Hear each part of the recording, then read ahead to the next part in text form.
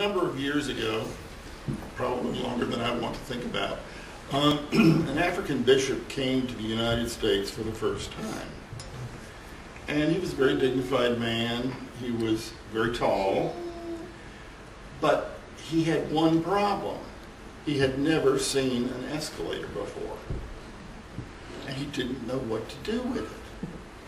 And he saw all these people lined up to get on the escalator. And he thought, I've never seen one of these things before.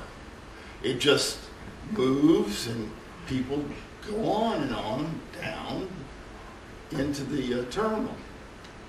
Well, he decided in all his wisdom he was going to do something that none of these people did. He would leave 1 foot on solid ground and he would put 1 foot on the moving step. Well, you know what happened. Boom. This is the time we're in right now. This is the last Sunday of Epiphany. And you look at the lessons and go, but this is the Transfiguration. Well, what's going on here? And why are we moving in such a pattern? Well, the pattern is like the escalator. You can either go by putting both feet on the step that's moving, or you can put 1 foot on solid ground and 1 foot on the step. And if you don't realize what's going to happen on Wednesday, we're going to start Lent. We're going to be invited to have a good and blessed Lent. But we've got to get started. One of the things that we do is we've got this whole season of Epiphany where Jesus is revealed as the Son of God. We've got all kinds of things that are wonderful. And if you don't think that the disciples were terrified when the cloud descended, think about the Old Testament.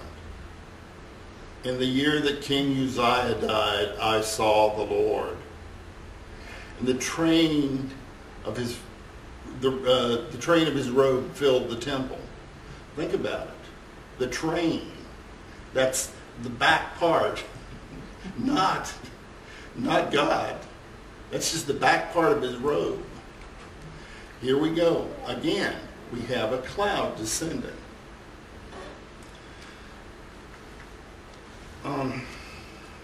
If we look at Epiphany and we want to stay there, we're stuck.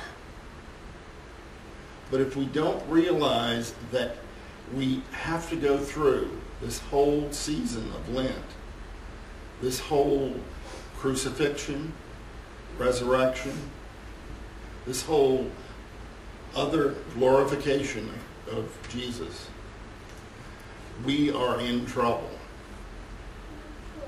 We need to have the push that Epiphany gives us to get on that escalator and go. Now, it can be an up escalator, or it can be a down escalator, or it can be a moving sidewalk. And I think you've probably seen all three of them. But the whole point is, we have to go through these things to get to the other side.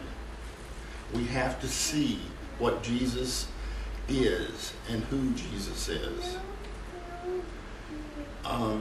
The first time we see a face shining with the glory of the Lord is Moses.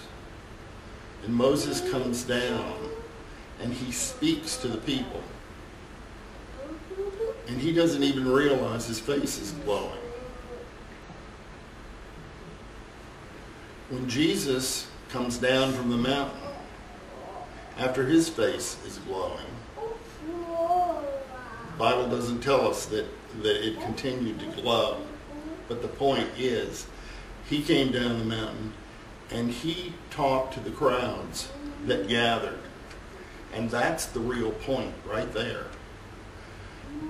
Glorification is ministry. In other words, we go from glory into some kind of ministry. And that is the key to this whole situation. The epistle gives us what is called a more excellent way. And the more excellent way is Jesus as love. If you think about it, John 3:16, for God so loved the world that he gave his only begotten Son.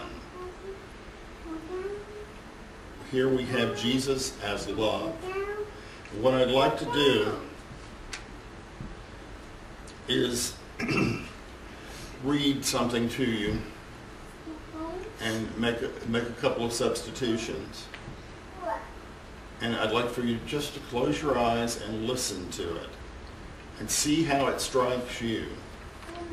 And you may want to do this several times during Lent just to refresh what's here. If I speak in the tongues of men and of angels, but do not have Jesus, I am a noisy gong or a clanging cymbal.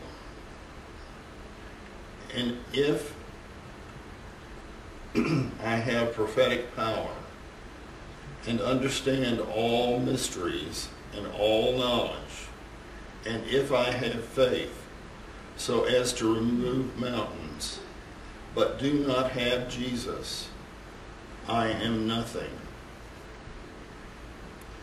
If I give away all my possessions, and if I hand over my body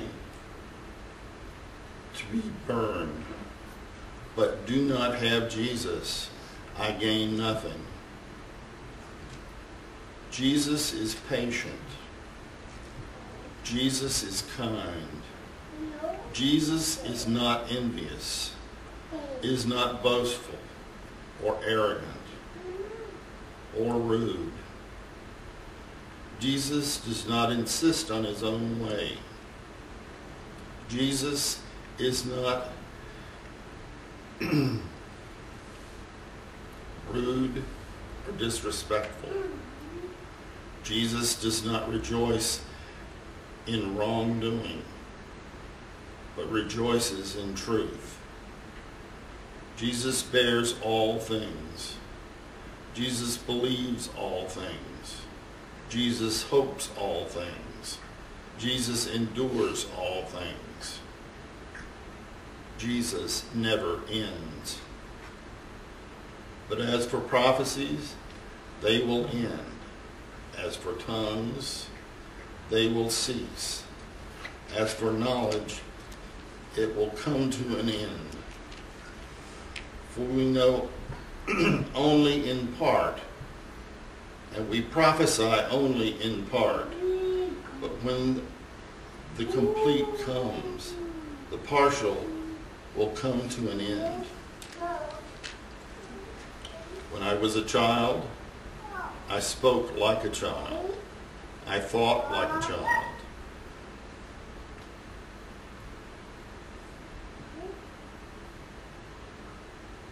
When I became an adult, I put away childish things. For now we see in a mirror dimly, but then we shall see face to face. Now I know only in part. Then I will be known fully, even as I have been fully known. And now faith, hope, and Jesus abide. And these three, and the greatest of these is Jesus.